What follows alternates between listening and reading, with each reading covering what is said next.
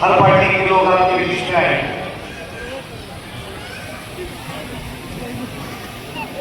अभी कई बातें मैंने सुना, मैं हर चीज को ऑब्जर्व कर रहा था।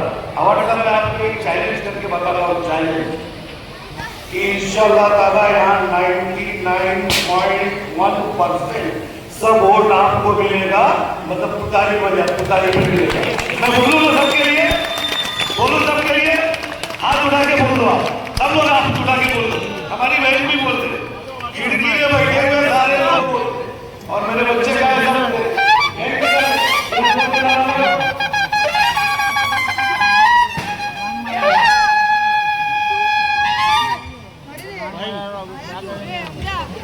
अवार्ड साहब ने काम किया है इस कमीशन ने। ठीक है, भी चुनाव लड़ने के लिए लोग आते हैं तो कोई नहीं तो कोई ना कोई अपनी बात करता है। 2 दिन पहले मैंने एक वीडियो देखा था अवार्ड साहब, उसमें ये कहा गया कि आरिफ का पतन कट जाएगी, पतन आपकी इंशाल्लाह ताला कट जाएगी। आरिफ और यूसुफ की पतन हमेशा आसमान में उड़ते रहते। एक चुनाव को चुनाव के तरीके से लड़ो, किसी को धमकी उमकी देने का काम मत करो, ये सब अच्छी बातें नहीं। लोगों के बीच में आओ। एक दौर था हमारे साथ, कोविड का पीरियड था, पूरा ये सामने जो बिल्डिंग बन रही है, ये पूरा मैदान जो है खिदमत खल के लिए वक्त कर दिया गया था, और आपका जो अनाज आता था उसके अंदर हम, जब आप बीमार पड़ गए तो आना बंद हुआ, उसके बाद भी हमने अपना किचन बंद नहीं किया। ये फेमस का हर शख्स बनाएगा, और हमने लाइन लगा के बैठने का काम नहीं किया। घरों के फ्लोर पे जाके देख छोड़ के देते, जिसको लेना है वो ले और जिसको नहीं लेना है वो।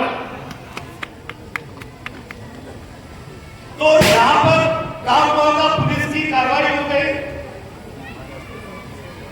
आरिफ के ऊपर पुलिस का हमला हो गया, लेकिन यही फेमस के पूरे लोग थे कि पुलिस से लड़ गए और पुलिस को मारपीट करके धक्का देके बाहर निकल गए।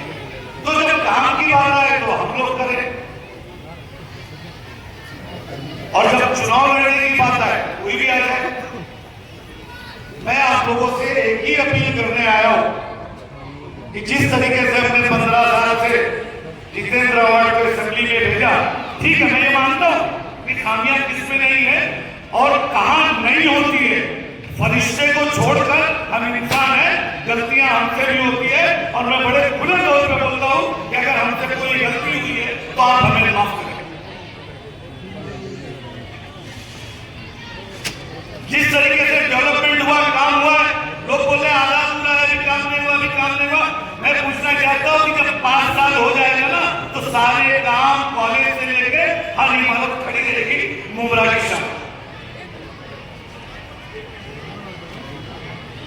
दोस्तों, बहकाने के लिए लोग आएंगे, आपको बहकना नहीं है। हम महाविकास आघाड़ी के साथ हैं। जिस तरीके से पार्लियामेंट में हम साथ थे, कि आज भी पार्लियामेंट की बात ये कही जाती है कि मुमरा की तारीख में मैं हमेशा बोलता था कि कॉर्पोरेशन में लोग चुनाव देते हैं, पार्लियामेंट में लोग चुनाव में वोट नहीं करते थे, लेकिन अब की बार, और उसके लिए हमको दूसरे लोग ये कहा करते थे कि मुमरा में पार्लियामेंट की वोटिंग उधर जाने होने का नहीं। लेकिन अब की बार जिस तरीके से हमने पार्लियामेंट के वोट किया है, लोग दहशत में आ गए। एक अनजान औरत को हमने सेक्युलरिज्म और कम्युनलिज्म की तारीख लिखने के अंदर हमने 1 लाख वोट से उसको यहां से जिता के भेजा था।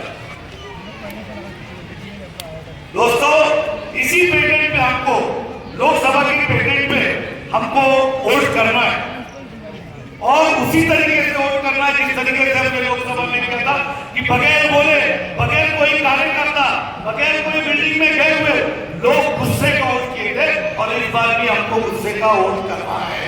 हमको महाविकास आघाड़ी महाराष्ट्र में सत्ता चाहिए, मॉब लिंचिंग महाराष्ट्र में बंद होना चाहिए, मस्जिद पे हमला बंद होना चाहिए, जिस तरीके से मारा जाता है मुसलमान को उस तरीके से बंद होना चाहिए।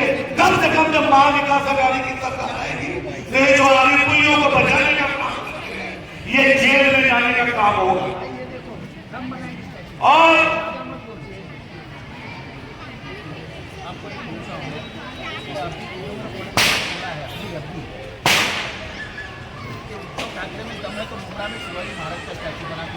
अरे हम बना देंगे यार, हम बनाएंगे, इसमें क्या है? हम मौलाना आजाद का भी स्टैच्यू बनाएंगे और शिवाजी महाराज का भी स्टैच्यू बनाएंगे। अरे शिवाजी महाराज हमारे इस स्टेट के महाराष्ट्र के सबसे बड़ी जमीन अगर वक्फ के अंदर किसी ने दिया था तो शिवाजी महाराज थे। बाबा याकूब बाबा के उसमें, जो आज भी वो ट्रस्ट के अंदर वो जमीन मौजूद है, 722 एकड़, ये हिस्ट्री है। और वही वक्त को खत्म करना चाह रहे हैं, उसी वक्त को खत्म करने की बात कर रहे हैं। आप ये सोचो कि हमले बड़े तरीके से किए जाते हैं। अगर आप लोग हमारे नौजवान, खास करके मुमरा के नौजवान, मेरे को तो पूरी उम्मीद है ये पट्टे में तो किसी को अपन घुसने नहीं देंगे। आज मैं सच्ची बोलता हूँ, पक्का पक्का आने नहीं देना जरा भी। बीजेपी अलायंस नहीं चाहिए तो नहीं चाहिए, पक्का एकदम। और 100% नहीं, चाहे कोई आए, कहीं से देवेंद्र फडणवीस को लेकर, मोदी जी को लेकर, अमित शाह को आगे तो पत्थर तो जरूर मारूंगा।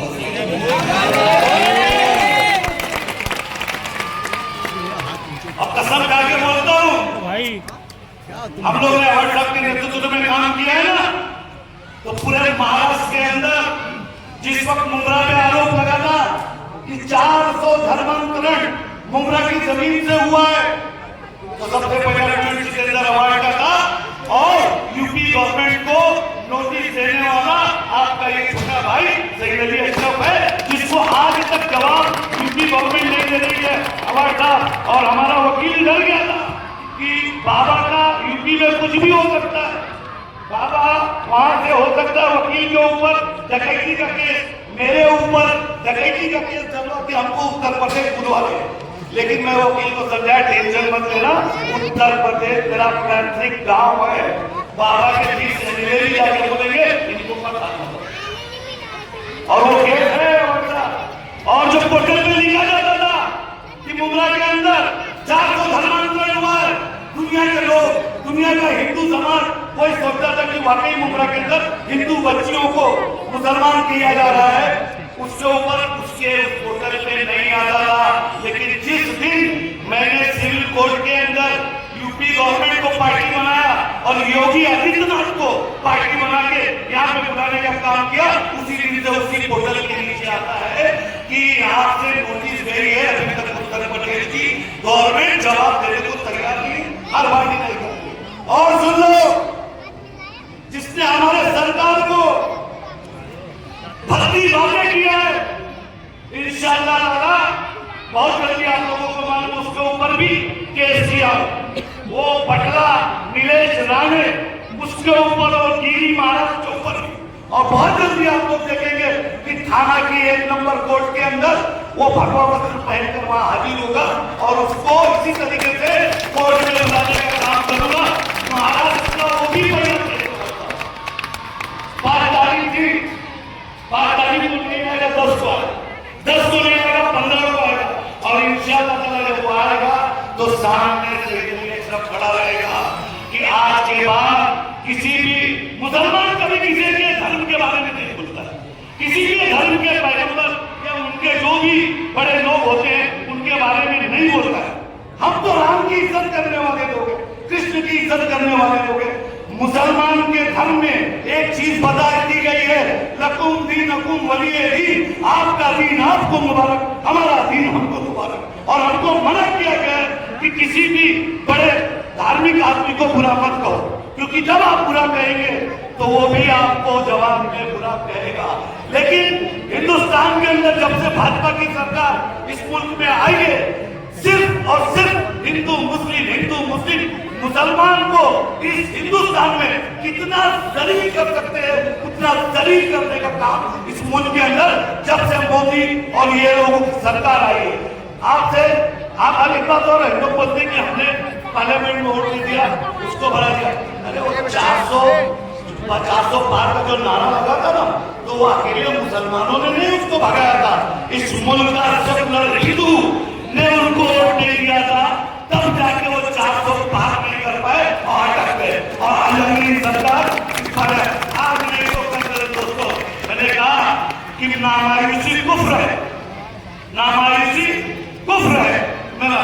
और हम इस चीज पे यकीन मानते हैं, हमारे रब से यकीन है कि इंशाअल्लाह ताला एक दौर आएगा कि यही नीतीश कुमार, यही चंद्रबाबू नायडू इनकी सरकार गिराएंगे और ये दिल्ली से वापस गुजरात की तरफ जाएंगे। दोस्तों, ज्यादा ना बात करते हुए मैं एक ही बात करता हूँ कि आप लोगों को बदलना पड़ेगा। जिस तरीके से पार्लियामेंट में आपने बात किया, पार्लियामेंट वोट किया, उसी तरीके से आप लोगों को वोट करना है और किसी के बहकावे उठाने आना नहीं है। अरे भाई टेंशन मत लेना, आतंक पतंग काटने की बात करेंगे तो चल के वहां काट देंगे यार, क्या बात कर रहे हैं। बहुत देखे हमने, अरे हम तो उस दौर के नेता है कि गैंगस्टर दौर था, लोगों को पकड़ के कुमला से लेके जाया जाता था, मंदिर मारुति मंदिर से घुमा के सीधा पुलिस स्टेशन लेके चला जाता था। तो हमको कोई धमकी फमकी ये सब नहीं दे, चुनाव लड़ना है इधर से लड़ो, सीधे सीधे चुनाव लड़ो। और इंशाअल्लाह ताला इस बार मुमरा और तारीख लिखेगा।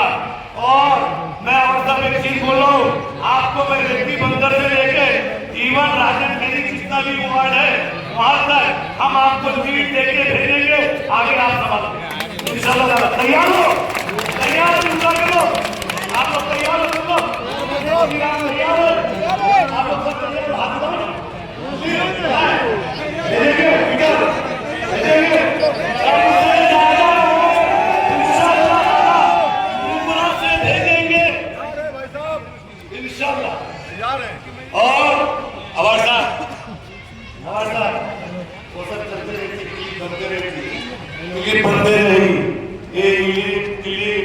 किसी के बोलने से किसी के कहने से कुछ नहीं होता है।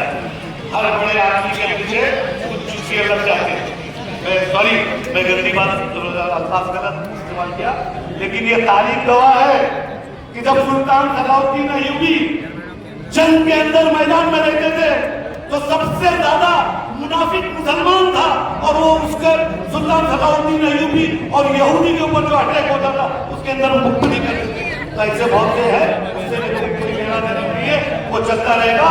हम तुमको जिता के भेजेंगे तो भेजेंगे, और जिसके गलत नहीं हो थोड़ी हो तो मेरे मेरा चले और डिबेट की बात मेरे करके बात करें।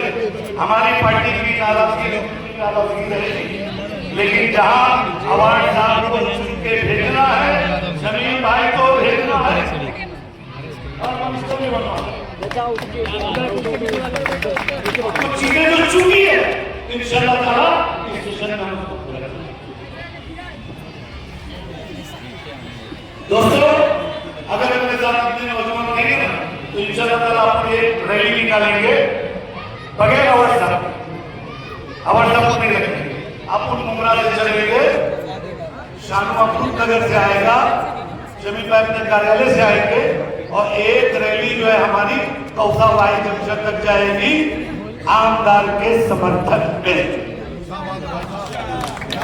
तारीख मैं और जमीन भाई आपसे आज रात में, आज मेरे को खाना खिलाने वाले शुरू इंशाअल्लाह ताला वहीं पे जो है वहीं पे बात कर लेंगे तारीख का, और वो सिर्फ और सिर्फ हमारी रैली रहेगी। साहब उसमें नहीं रहेंगे, अवार्ड साहब के लिए हम रहेंगे। आएंगे मेरे साथ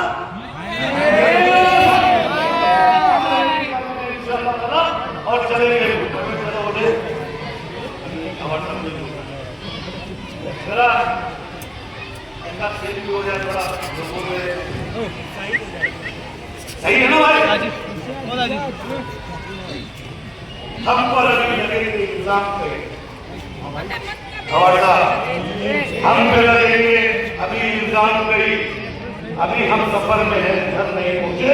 और दूसरा शेर है हमारे क्रांतिकारी साहब का कि मुझ में 1000 खामियां हैं माफ कीजिए, मुझ में 1000 खामियां हैं माफ कीजिए, पर अपने आईने को भी तो साफ कीजिए। सारी गुलाबी लगाते रहोगे, कहानी खत्म। लेकिन इंशाअल्लाह अब जब तक 22 तारीख की पूरी नहीं कराएंगे, जब तक चैन से नहीं बैठेंगे, खुदा हाफिज। और मैं एक बात बता दूं कि मैं भी महानगर पालिका में जब 100 नंबर का वार्ड था और मैं जीता था, तो फेमस और जुबली के लोगों ने ही जीता। और ये गली से और इस एरिया से मुझे मोहब्बत है। यहाँ का 70 साल का आंटी भी मेरा जानने वाला है, 35 साल की लड़का भी जानने वाला है, और अगर उसकी शादी हो गई, बच्चा है, वो भी मुझे जानने वाला है। तो इंशाअल्लाह ताला बड़े फख्र के साथ कहता हूँ, इंशाअल्लाह ताला आपको यहाँ पे 100%, 99 में 100% वोट देंगे। जय हिंद, जय महाराष्ट्र, अस्सलाम वालेकुम।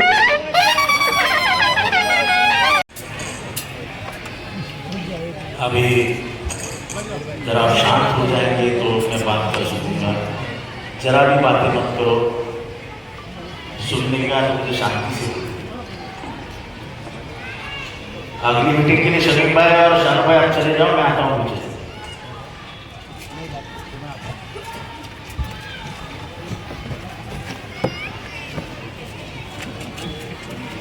मंच पे बैठे हुए सभी नेतागण, मेरे सामने बैठे हुए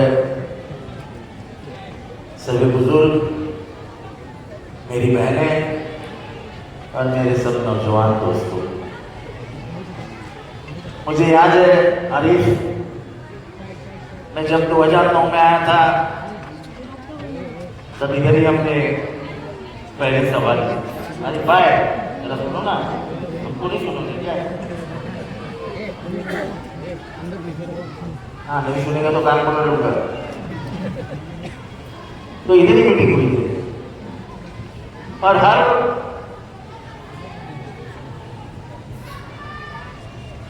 साल जब इलेक्शन होता है 5 साल के बाद, आरिफ भाई को जिम्मेदारी दी जाती है इस एरिया की, और आरिफ भाई एक कदम आगे एक कदम पीछे नहीं होते हैं, एक जगह पे ठहरे रहते हैं और वादा करते के साथ एक मीटिंग लूंगा, बाद में आना मत।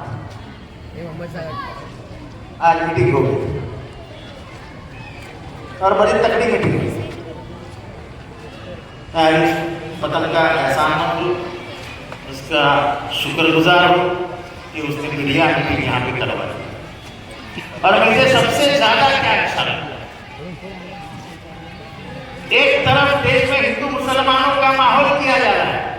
अरे भाई ध्यान से सुनो, एक तरफ हिंदू और मुसलमानों का माहौल किया जा रहा है, और एक तरफ मेरी बहन बुर्खा पहनी हुई बहनें और के पीछे बैठी हुई मेरी मराठी माँ बहनें, ये सब एक साथ बैठे। भाईचारे का इतना बड़ा उदाहरण देश में कहीं नहीं मिल सकता है। ये पूरा ऊपर का पट्टा मराठी पट्टा है, पूरा ऊपर का पट्टा। पर पिछले 40 सालों में माचिस की काली नहीं है, इतना अपनापन है।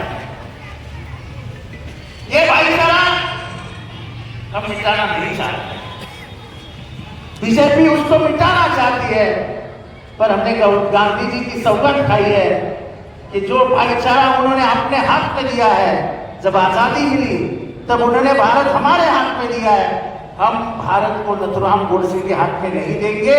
जिसने गांधी जी का खून किया था वो इस देश का पहला अतिरेकी, उसकी विचारधारा इस देश में चलेगी नहीं, वही बीजेपी की विचारधारा है।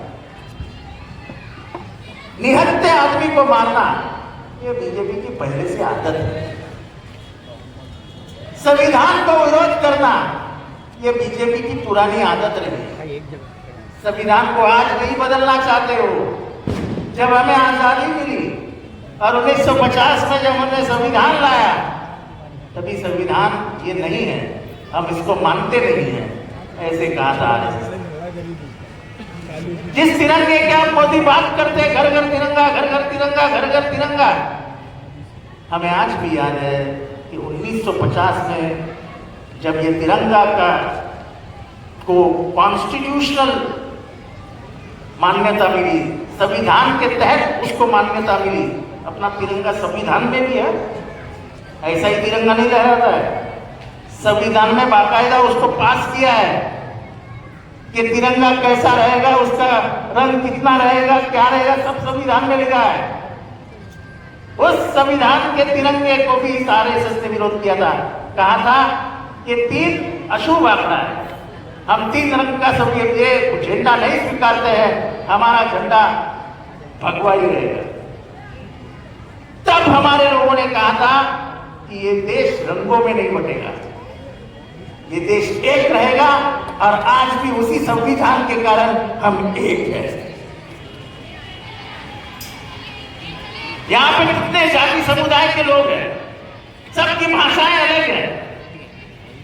यहां उत्तर भारत के लोग हैं, यहां कोंकण के लोग हैं, यहां केरला के लोग हैं।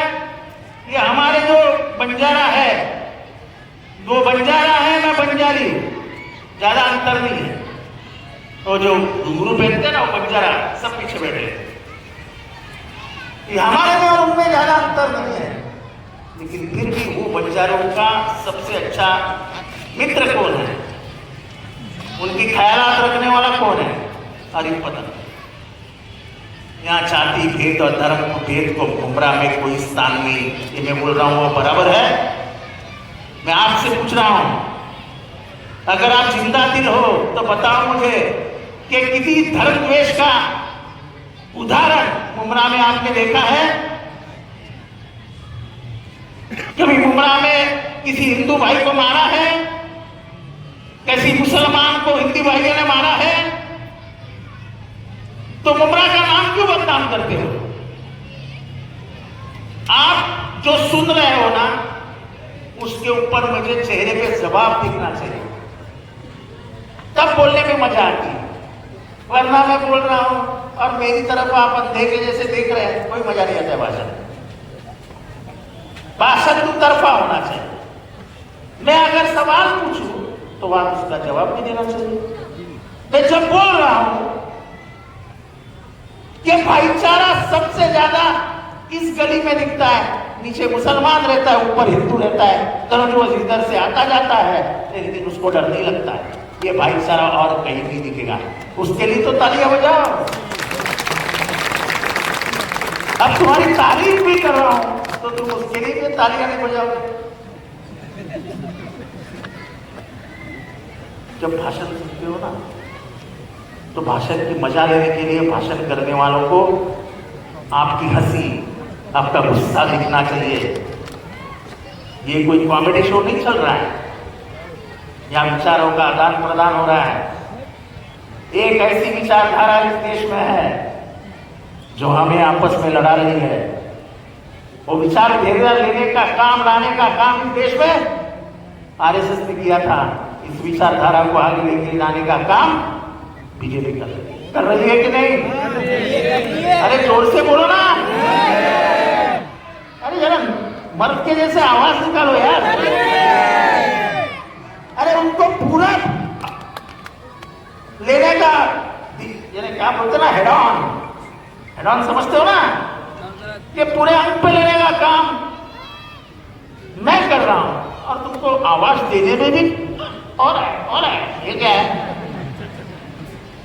अरे मेरे मर्दे को जैसी आवाज चाहिए। हम लड़ने वाले हैं, हम डरने वाले नहीं हैं। हमारे यहाँ प्रचार करने वाले भाई साहब बोलते हैं कि बीजेपी का डर दिखाते हैं। डरते बोले भाई, हम डरते तो एक ऊपर रहता है और दूसरे में मैं डरता हूँ, बाकी कौन किसी को डरता है मुझे मालूम नहीं। मैं दोनों ही चीजों से डरता हूँ, एक ऊपर वाला और एक मेरा बाप शरद पवार। बाकी मैं किससे भी नहीं डरता। मेरे माँ बाप तो है नहीं, बेचारे न जाने कहाँ है। लेकिन जिस बाप ने मुझे गरीबी से उठाकर चलने को सिखाया, राजनीति में उंगली पकड़ के चलाया और इस मुकाम तक पहुंचाया, उस शरद पवार के एहसान में कभी भी नहीं भूल सकता। ये पार्टी किसकी थी? ये पार्टी किसकी थी? राष्ट्रवादी कांग्रेस पार्टी किसकी थी? बोलिए भाई। उनको एक दिन आधी रात में ऐसा धक्का मार के घर से निकाल दिया, जब नौजवान गिरते गिरते बच गया। एक 85 साल का बुढ़ा, 4th स्टेज का कैंसर, ये पूरी हड्डी टूटी हुई पैर की, चलने में मुश्किल। उस आदमी को तुमने बहरे से भतीजे ने घर से बाहर निकाला, घर से बाहर निकाला। फिर कोर्ट में जाके कहा कि ये हिटलर है, हिटलर, ये हुकुमशाह है, हुकुमशाह है। 1990 में मुझे आमदार बनाया और जब जब मंत्री बनने का मौका आया तब अजीत पवार हरदम मंत्री बन गए। कौन था अजीत पवार? अजीत दादा को कौन पहचानता था? बिना शरद पवार के अजीत दादा की महाराष्ट्र में कीमत ये 0। किस शरद पवार ने उसको बनाया? आई मौका मिलते ही बीजेपी के डर से उनको घर से बाहर तो निकाला, लेकिन उनके हाथ में जो घड़ी थी ना, वो भी ऐसे खींच ली। अभी घड़ी खींचने वाले वो ट्रेन में सफर करने वाले क्या बोलते हैं? नहीं, क्या बोलते हैं? जरा जोर से बोलो, क्या बोलते हैं? जोर से तो भाई, क्या बोलते हैं? तो मैंने बोला तो क्या गलत बोला? अरे हमारे बम्बैया भाषा में अगर ट्रेन में मेरी घड़ी मारी गई तो मैं उछल के नीचे क्या बोलता है? अरे पाकिट मारने मार दी यार। अभी तुमने शरद पवार के हाथ की घड़ी छीन ली और खुद के हाथों में पहन कर गली मोहल्ले में घूम रहे हो, तुम तो पाकिट मारो। पाकिट मारो के सरदार सर, पाकिट मार का सरदार होता था ना। मुझे सब स्टोरी मालूम है कि पाकिट मार का हीरो कौन था, कहाँ बैठता था। अपन उसको जाके बोले दोपहर में कि मेरा पाकिट ये ट्रेन में कुर्ला में मारा गया है, तो बोलता था दूसरे दिन आ जाओ, मिल जाएगा। उनका हेड होता था भाई, मुखिया बोलते थे। तो अजीत पवार मुखिया है, और ये जो टोली ले घूम रही है ना घड़ियाल लेके, ये पाकिट मारो को छोटी टोली है, छोटी टोली जो घड़ी हमसे छीनी। अरे तो मर्द की औलाद है ना। जब शरद पवार को कहा गया कि तुम्हें घड़ी नहीं मिल सकती, तो शरद पवार ने बोला ठीक है, दे दो दूसरी निशानी। हमको ये निशानी मिली तुतारी। हम तुतारी पे लड़े, हम डरे नहीं। लेकिन जब लोकसभा का चुनाव आया और घड़ियाल और तुतारी सामने आई, जब सुप्रिया ताई के सामने अजीत दादा ने अपने बीबी को लड़ाया और बैंक के दरवाजे खोल दिए, बैंक के दरवाजे खोल दिए, तब भी लोगों ने पवार साहब को नहीं हराया। तुतारी को 2.5 लाख से जीता है बारात। तो ये जो उमरा में चल रहा है ना, 2000 रुपया वोट, 2000 रुपया वोट। अरे क्या ईमान वाले हो क्या? खरीदना चाहते हो क्या ईमान वालों को? कोई हिंदू मुसलमान अपने आप को बेचता नहीं है। जब मैं आपको बोलूंगा ना 1000 रुपया का हिसाब, तो आप खुद हंस के मर जाओगे। चलो तुमने 1000 रुपया ले लिए, 5 साल के अपना वोट बेच दिया। शांति सुनो मेरी बहने, शांति से सुनो। अगर मर्द पाकिट लेके घर आएगा तो बोल देना फेंक दे। शांति से सुनो। तुमने 5 साल के लिए 1000 रुपये ले लिए और वोट देने का निर्णय ले लिया, तो 5 साल का 1000 रुपया आएगा, 1 साल का कितना हो गया? हिसाब लगाओ, 200 रुपया बराबर है। तो 6 महीने का कितना हो गया? 100 रुपया। तो 3 महीने का कितना हुआ? 50 रुपया। तो 45 दिन का कितना हो गया? 25 रुपया। अगर 45 दिन का 25 रुपया है तो एक वोट आप 35 पैसे में बेचते हो, इनके 35 पैसे। अब मेरे भाइयों, मेरे को जवाब देना, स्टेशन पे केले वाला केला भी देगा क्या आपके हाथ में 35 पैसे में? इतने सस्ते में अपना वोट बेचते हो? ये वोट क्या है? इसका वजूद क्या है? डॉक्टर बाबा साहब अम्बेडकर ने जब संविधान लिखा था तो उन्हें पूरे देश को कहा था कि आपका वोट खरीदने वाला पैदा नहीं होगा और आप अपना वोट कभी भी मत बचिए। ये आपके हाथ में सबसे बड़ा हथियार लेके मैं जा रहा हूं। ये हथियार कितना बड़ा है? तो 1977 में जो लोगों को लगा कि इंदिरा गांधी सत्ता का इस्तेमाल बराबर नहीं कर रही है, तो कश्मीर से लेकर कन्याकुमारी तक लोगों ने ऐसे वोट डाले कि इंदिरा जी जैसे नेता को सत्ता से बाहर निकाल दिया। यह है वोट की अहमियत। इस बार क्या हुआ? 400 पार, अब की बार 400 पार। ये 400 पार का नारा हिंदू और मुसलमानों को धोखे की धमकी दी, धोखे की धमकी। वो 400 पार जाता तो ये संविधान बदल दिया जाता। सबसे पहले हिंदुओं में जो गरीब है, जो पिछड़ा है, जो ओबीसी है, जो एससी है, जो एसटी है, ये हमारे बंजारा है, ये सब ओबीसी है, सब ओबीसी है। ये आंध्र प्रदेश में एससी में है, शेड्यूल ट्राइब में, इंदौर में एससी में है, पर हमारे इधर महाराष्ट्र में ओबीसी में है। मैं भी ओबीसी में। हमारा आरक्षण निकाल लेता। 5000 साल हमको स्कूल में नहीं जाना दिया। 5000 साल हमारे बाप दादाओं को मंदिर में नहीं जाने दिया, पर संविधान आया तो हम जानवर से इंसान बन गए। वो भी डॉक्टर बाबा साहब अम्बेडकर की मेहरबानी। पर मुसलमानों को क्या धोखा था? अगर संविधान बदल जाता तो तुम्हारे को क्या धोखा था? मालूम है? मालूम है? इस देश में संविधान में कुछ मूलभूत अधिकार है जिसको हाथ लगाने का अधिकार किसी को भी नहीं है।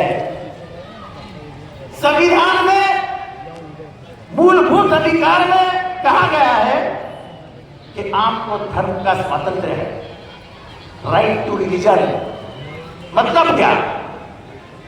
तो संविधान अनुसार आप जिस धर्म पे हो, उस धर्म में जो भी कानून है, जो भी रीति रिवाज है, उसका आप उसके पीछे आप चल सकते हो, उसका समर्थन आप कर सकते हो। और वो कानून अगर आप निभाना चाहते हो तो सरकार जिंदगी में उसको रोक नहीं सकती। आपको आजादी है धर्म। पर अगर वो 400 पार चला जाता तो पहला काम करता तुम्हारा शरीयत निकाल लेता। क्योंकि अमित शाह ने आसाम में कहा था, हमको 400 पार जाने दो, हम मुस्लिम पर्सनल लॉ हटा देंगे। आपको मालूम है आसाम में बीजेपी की सरकार है, बहुत तगड़ी सरकार है। वहां निकाह लगाने से बंदी डाली है, आप निकाह नहीं कर सकते हो। वहां निकाह नामा लिखा नहीं जाता है। आप कोई मौलवी लिखा कौन पढ़ाता है? हाजी वो नहीं, अभी उनकी नौकरियां गई, अब उनको लिखा नहीं पढ़वाया जाता है। आप जाके कोर्ट में शादी कर लो। ये आसाम में हुआ है। एनआरसी और सीए लगाने का काम किया जा रहा है। इतनी घमंड है कि हम कुछ भी करेंगे तो मुसलमान मान लेंगे। ऐसा नहीं होता है। इस देश में संविधान जब तक जिंदा है ऐसा नहीं होगा। और इसीलिए इस देश के अमन पसंद हिंदुओं ने पहला काम क्या किया? जिस राम के नाम पे पूरे 20 साल राजनीति की, पूरे 20 साल, जो अयोध्या नगरी में जिनका जन्म हुआ था, वो हमारे राम लल्ला को गली मोहल्ले में घुमा करके मुसलमानों को डराया जाता था। उस शहर के अमन पसंद हिंदुओं ने पहला काम किया, अयोध्या में जहां पे राम मंदिर बना है, वहीं पे बीजेपी को कड़ारी हार माननी पड़ी। और एक अवधेश प्रसाद नाम का दलित वहां के सब लोगों ने मिलकर चुन दिया। ये है भारत। जब भारत के लोग जाग जाते हैं ना तो क्रांति लाते हैं। भारत को तुम कभी भी हिंदू मुसलमानों में बंटवा नहीं सकते हो। ये क्या घोषणा है? बटेंगे तो कटेंगे, ये क्या घोषणा है? अरे यहाँ के हिंदू को कितने दिन डराओगे मुसलमानों को लिखा के, ये मुसलमान आ रहा है, ये मुसलमान आ रहा है, ये मुसलमान आ रहा है। यहाँ का हिंदू कभी भी दहशतवादी नहीं था। यहाँ का हिंदू, अगर शिवाजी महाराज का इतिहास पूछो तो औरंगजेब के दरबार में शादी जब शिवाजी महाराज गए थे तो उनके साथ जाने वाला औरंगजेब के पास कौन था? उन्होंने किसके लिया था साथ में? ये उधर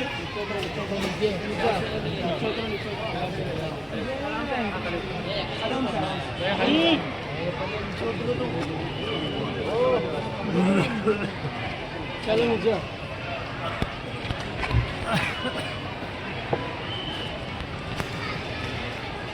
जब औरंगजेब के दरबार में गए थे तो उनके साथ वो कुछ को लेके गए थे। उस सैनिक का नाम था मदारी मेहतर, गुजरात से मुसलमान धर्म से मुसलमान था। जब औरंगजेब के चाल चलन कुछ ठीक नहीं, ऐसा जब शिवाजी महाराज को समझ में आया, मदारी मेहतर को समझ में आया, तो मदारी मेहतर ने कहा शिवाजी महाराज को, हमारे में मुझे मराठी इतिहास में लिखा है की लाख मेले तरी चालतील पण लाखाचा पोशिंदा जगला पाहिजे।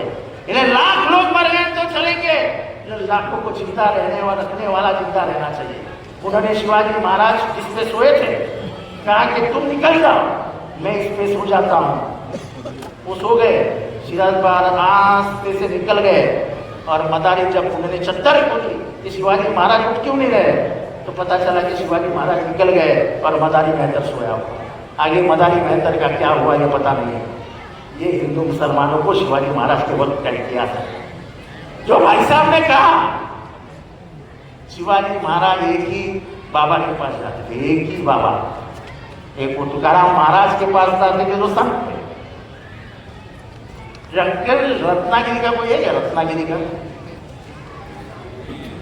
रत्नागिरी में एक केरशी नाम का गांव है, केरशी। उस केरशी में याकूब बाबा रहते थे। कभी कभी 1 महीने में 2 बार, 3 महीने में 1 बार शिवाजी महाराज उनके पास चले जाते थे। और बराबर 722 एकड़ उन्होंने वतन की जमीन, यानी शिवाजी को जो वतन था उसकी जमीन याकूब बाबा के नाम पे कर दी। आज भी उसका 7/12 मौजूद है। ये था शिवाजी महाराज का मुसलमानों को। अभी अभी देवेंद्र फडणवीस ने भाषण दिया है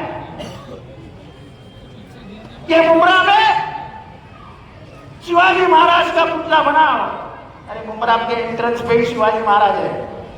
अभी तक ये देवेंद्र फडणवीस को मालूम भी नहीं होगा शिवाजी महाराज नहीं है मुंब्रा के एंट्रेंस पे। और कौन मुसलमान शिवाजी महाराज के स्टैच्यू को विरोध करेगा?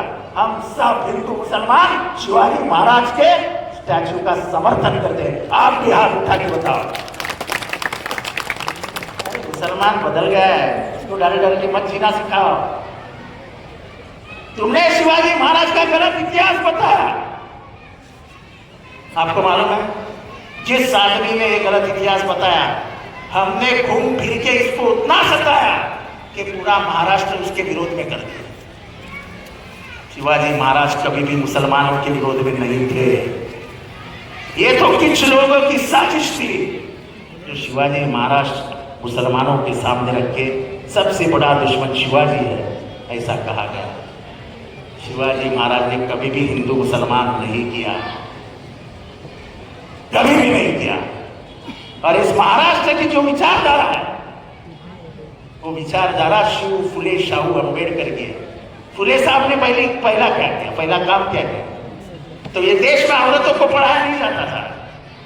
उनकी एक सहेली थी फतेह फातिमा भी, वो मुसलमान थी अमीर थी, ज्योतिबा फुले भी अमीर थे, तो उन्होंने महिलाओं के लिए स्कूल खोले।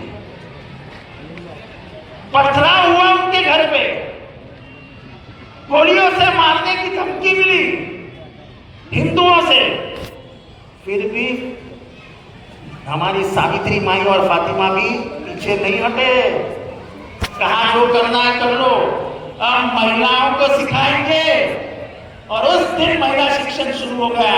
आज जो इतनी पढ़ी लिखी महिलाएं दिख रही है महाराष्ट्र में, वो सब महात्मा फुले, सावित्रीबाई फुले और फातिमा पी की देन है, वरना महिलाएं इस महाराष्ट्र में पढ़ती हैं। पूरे देश में पहली स्कूल जो खुली वो महाराष्ट्र में खुली, और वो हमारे सावित्रीबाई फुले, फातिमा भी और ज्योतिबा फुले। शाहू महाराज वो चाहते थे कि सबको शिक्षण मिलना चाहिए। वो गांव से लड़के लाते थे सीखने के लिए। रहेंगे कहाँ?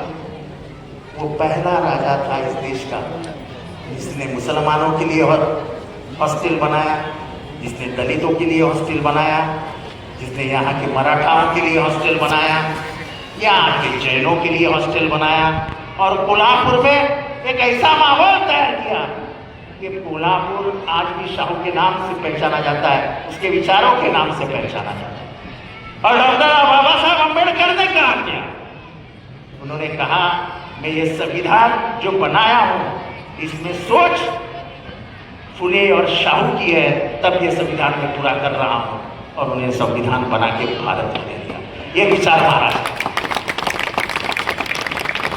महाराष्ट्र ने कभी भी नफरत नहीं बनाई। इन दिनों में जो चालू है वो हमारा महाराष्ट्र की संस्कृति नहीं है। विशालगढ़ में जो हुआ, जब पुलिस को बताया, जब कलेक्टर को 15 दिन पहले बताया जाता है कि विशालगढ़ में कुछ होने वाला है, कलेक्टर ध्यान नहीं देता है। ये 5 तारीख थी, 5 जुलाई, 12 जुलाई को जाके शाहूवाड़ी पुलिस स्टेशन में बोलते हैं कि विशालगढ़ में कुछ लफड़ा होने वाला है, संभाल के रहो। अभी मालूम नहीं मुझे कितने जन विशालगढ़ गए, पर मेरे बाजू में आदमी है जो विशालगढ़ गया है। विशालगढ़ जाने का एक ही रास्ता है। अगर तुम मुंब्रा का रास्ता नाकाबंदी करके बंद कर सकते हो, तो विशालगढ़ का एक रास्ता नाकाबंदी करके बंद नहीं कर सकते थे क्या? नहीं किया कुछ। 200 लोग चढ़ गए रास्ते से, और सुबह होते ही पूरा दरगाह तहस नहस कर दिया। वो दरगाह कब बना था मालूम है? उसके बनाने की तारीख है 1058, यानी 1058 में वो दरगाह बना था। यानी बराबर आज से 1300 साल पहले का दरगाह था। फिर गजापुर फिर निचल के उतर के आए।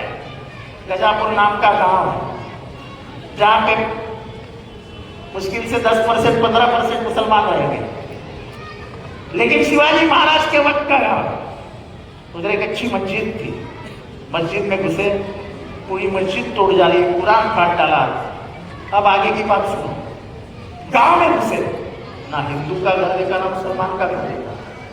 जहां भी गए औरतों के सवार खींच लिए, घर में घुस के तिजोरियां तोड़ दी, और वहां का हिंदू मुसलमान दोनों साजिद भाई जंगल में भाग गए।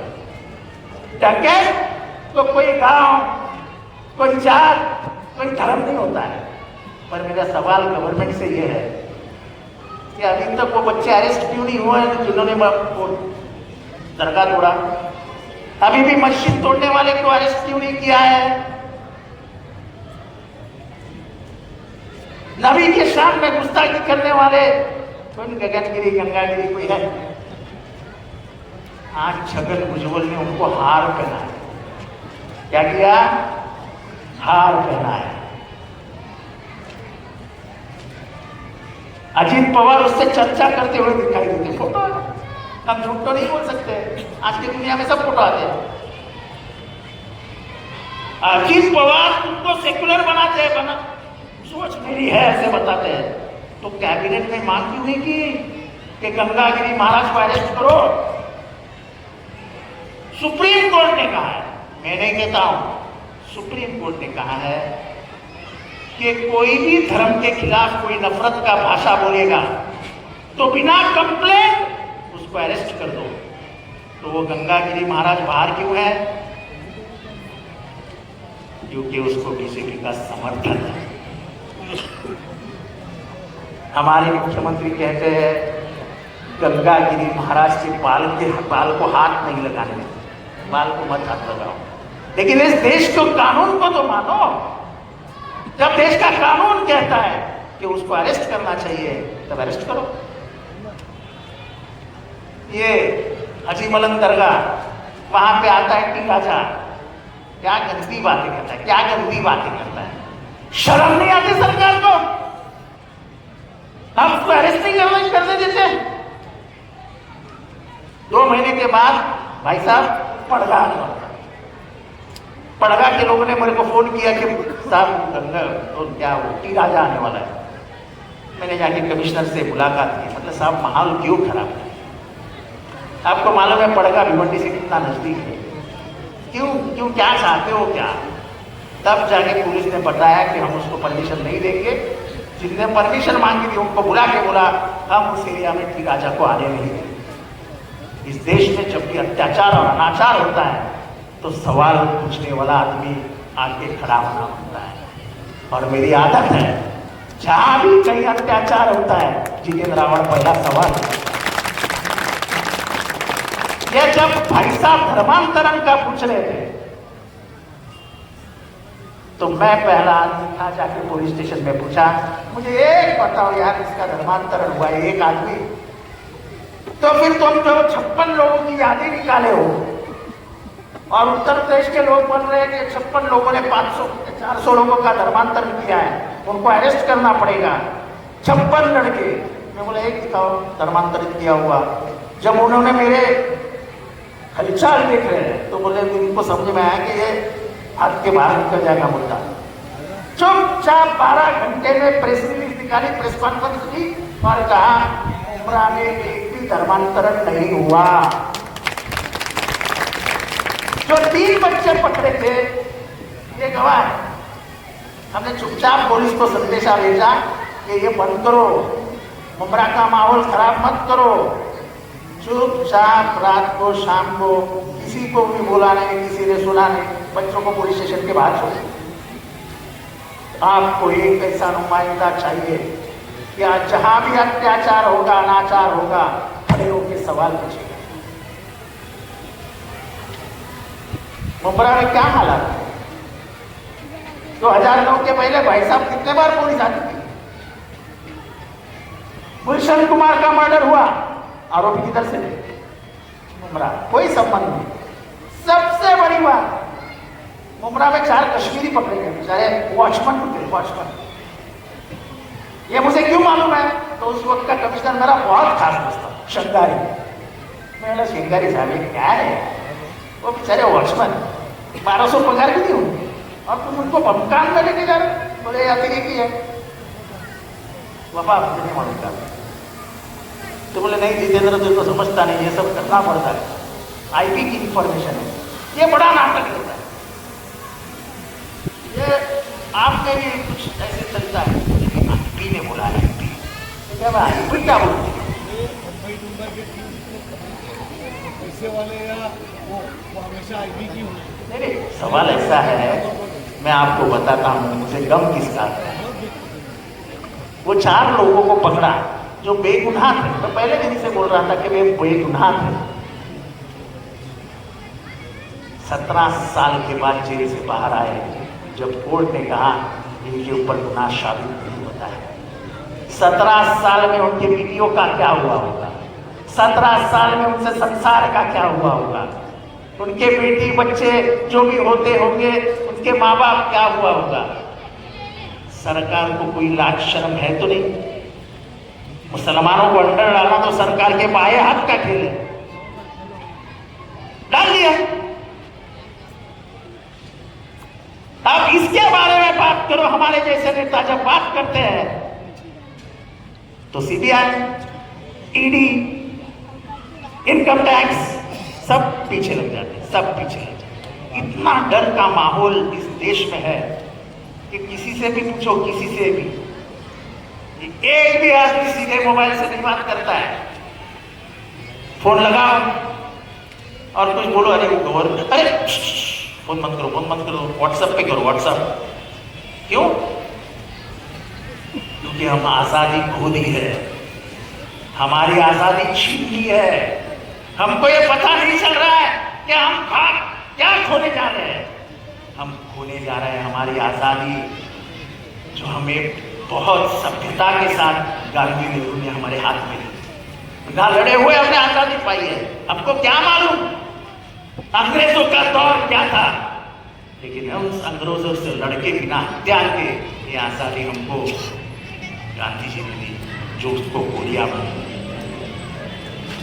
बोलने की आजादी, व्यक्त होने की आजादी, भाषा की आजादी, क्या आप खोना चाहते हो?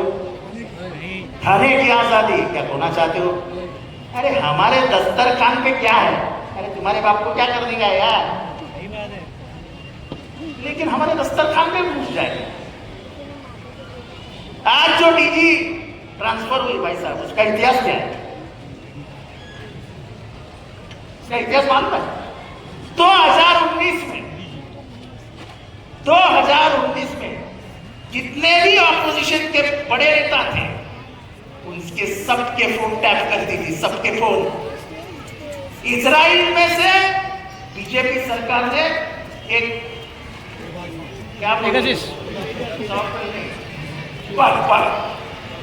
एक पेगासस नाम का बग लाया था। आप उसको घुसा दो अंदर किसी फोन में, वो फोन में कौन से फोटो आते हैं, क्या बात होती है, किससे बात करता है, सब तुमको सुनाई देता है। सब नेताओं के फोन में पेगासस चला गया और हमारी क्या नाम उसका, रश्मि शुक्ला आराम से चैन से सुनती बैठती थी। सबसे मजेदार बात बताता हूं मैं, सब नेताओं का नाम नहीं लूंगा।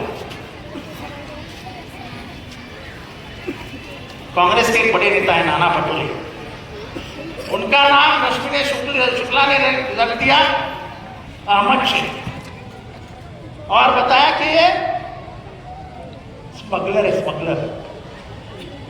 मेरे को पुणे के पुलिस ने है कॉपी पूरी हाथ में दी, पुलिस की कॉपी मेरे हाथ में थी। मैंने जाके पटोले की बताया कि तू कब से अमजद खान हो गया?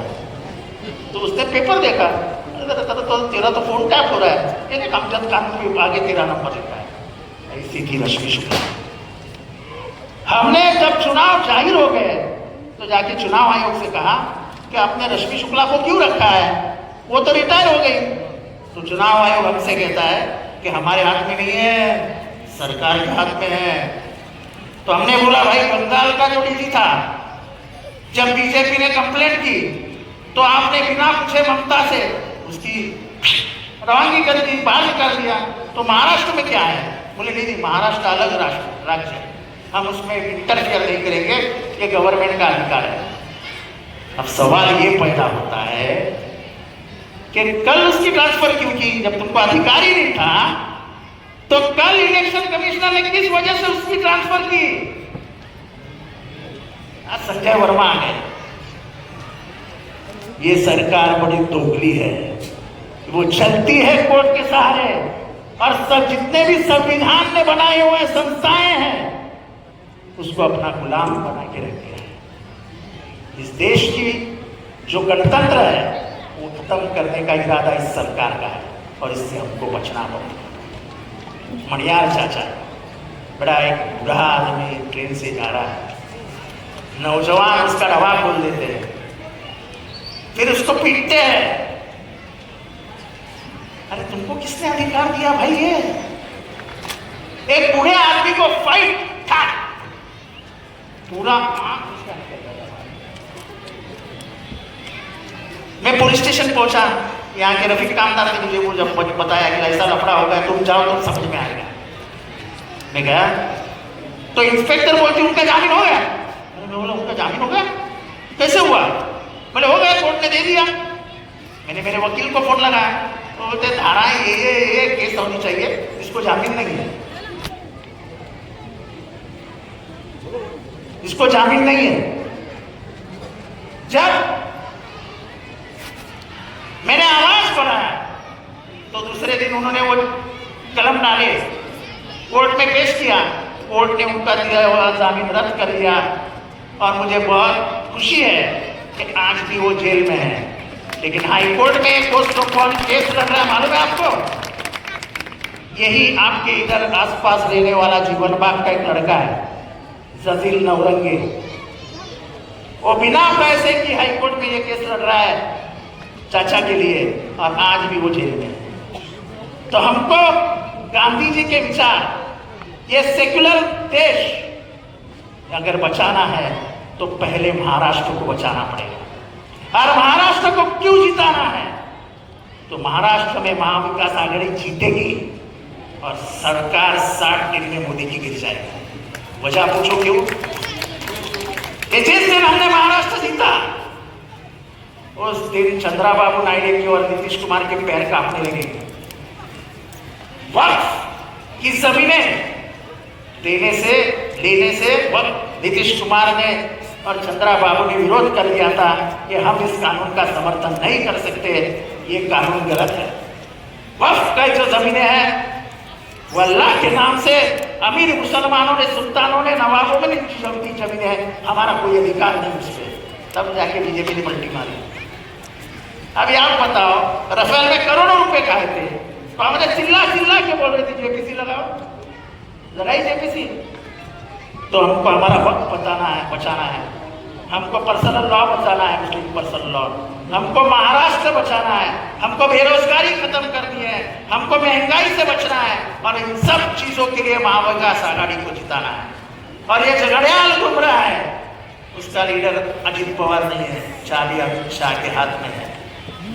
चाबी चलाने वाला ही गुनहगार है। तो गुनहगारों के टोली के साथ उमरा कभी ना जाएगा ना गया था। तो बीजेपी को अंदर घुसने मत देना, हमको ये उमरा और ये महाराष्ट्र बचाना है। और मैं फिर से एक देवेंद्र फडणवीस को आपकी तरफ से कहता हूँ, आप पैसे लगाओ, आप शिवाजी महाराज का पुतला लाओ, हम लगा के लेंगे। उमरा वाले की तरफ से मैं कहता हूँ खुदा हाफिज़।